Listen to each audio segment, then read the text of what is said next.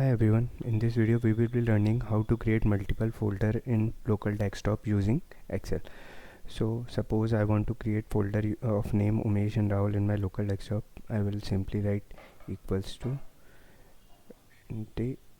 md space this and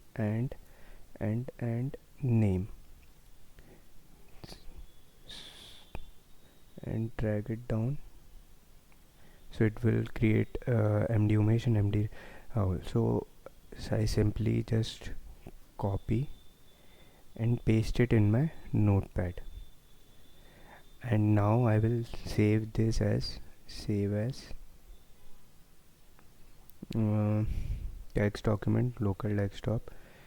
You can give any name you want, but after like suppose I am giving it as a test name dot use extension bat. Save. Now I will come to my local desktop. Here I can see my test. I will simply click on this and you can see folder Umesh and Rahul has been created in my desktop. In this way you can create a multiple folder using Excel. Thank you.